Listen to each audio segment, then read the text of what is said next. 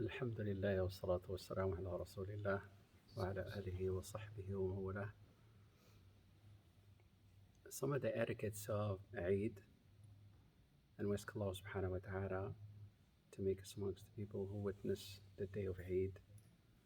And Eid, by definition, linguistically, is a celebration. And it is called Eid. It is derived from the word ad, that which returns. It keeps repeating itself. Somebody who returns.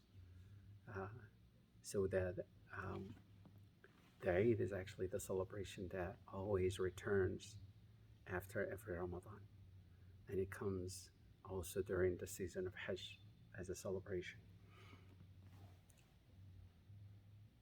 The celebration of Eid is a celebration of, in its essence, of Allah subhanahu wa ta'ala, to express gratitude and humility before Allah ta'ala that He guided us to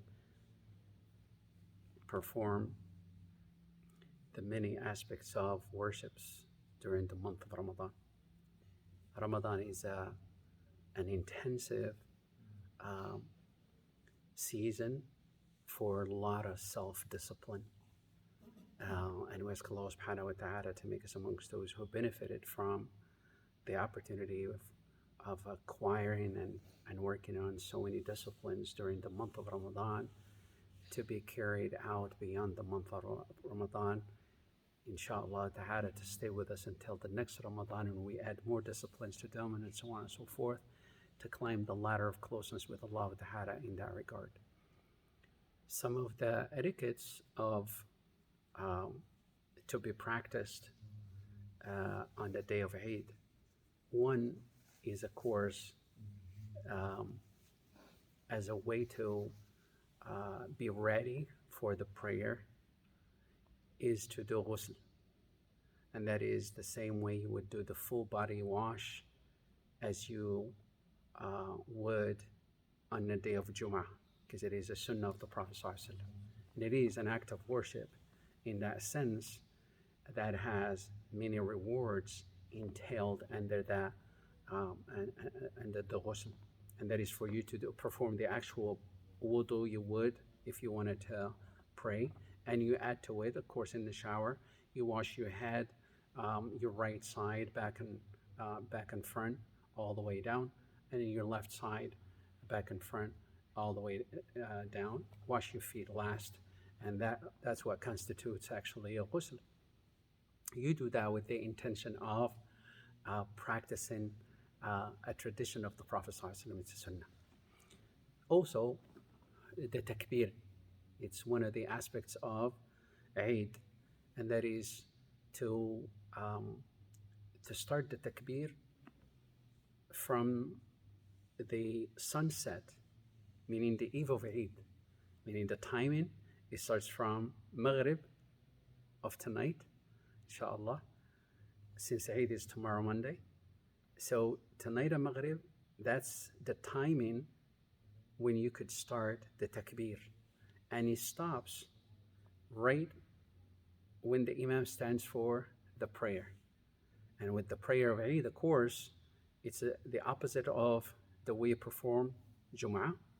In Jum'ah, you start off with the sermon, and then you pray. In Eid, it's the opposite. You pray and then do the sermon. The point, the many forms of doing takbir on the day of Eid, the famous is for you to say Allahu Akbar twice. Allahu Akbar, La ilaha illallah. And then you say Allahu Akbar 3 times, follow it by Walillahi alhamd. This is the common form of takbir. There's so many other forms, but this is the easiest, inshallah, is to say Allahu Akbar, La ilaha illallah, Allahu Akbar, Walillahi alhamd. Or Allahu Akbar, La ilaha illallah, Allahu Akbar, Walillahi alhamd. So there's so many different forms, but these are the most common. Also, coming to the prayer,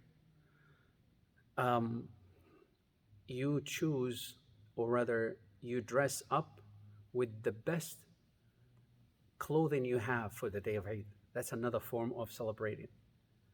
You dress up in the best, and that is when it comes to attending the Eid prayer, is for everyone.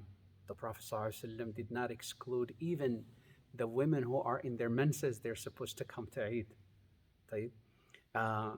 And the children, the elderly, anybody who has the ability to come should attend the Eid prayer.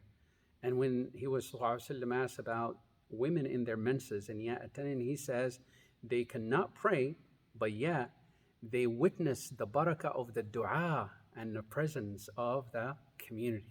So they would not miss out on the barakah of that dhikr and dua that takes place with the congregation. So attending the prayer is important. The prayer in of itself, as a quick reminder how it is performed, it is 2 rak'ahs, and they are performed out loud, the same way you would perform the Jum'ah prayer 2 rak'ahs. You recite out loud. The only thing you add to the rak'ah is after the takbir, when you say Allahu Akbar, before you start reciting the Fatiha, you're supposed to make 7 takbirat in the first rak'ah. That's the only difference. It's literally the same 2 prayers that you would pray in Jum'ah. No different. The only thing you add to that is after the first takbir, as you enter salah, known as takbirat al-ihram. After that, you make 7 takbirat. And then with each takbir, you can either raise your hand or you don't. Either way, alhamdulillah, both options are correct, inshallah ta'ala, as well. You say Allahu Akbar, Allahu Akbar, Allahu Akbar 7 times. Then you start reciting the Fatiha and a surah, and you go on, doing the regular rak'ah. You stand up for the second rak'ah. Before you start reciting Fatiha, you make 5 takbirat this time. And then after that, you recite Fatiha and a surah, and then you finish your prayer. And that's actually the way you perform the Eid prayer, whether that is Eid al-Adha or Eid al-Fitr, whether that is the Eid of Ramadan or the Eid of Hajj, either way, alhamdulillah. And of course, one of the most important thing besides the worship is the social aspect of the Eid, and that is to greet one another, exchange gifts.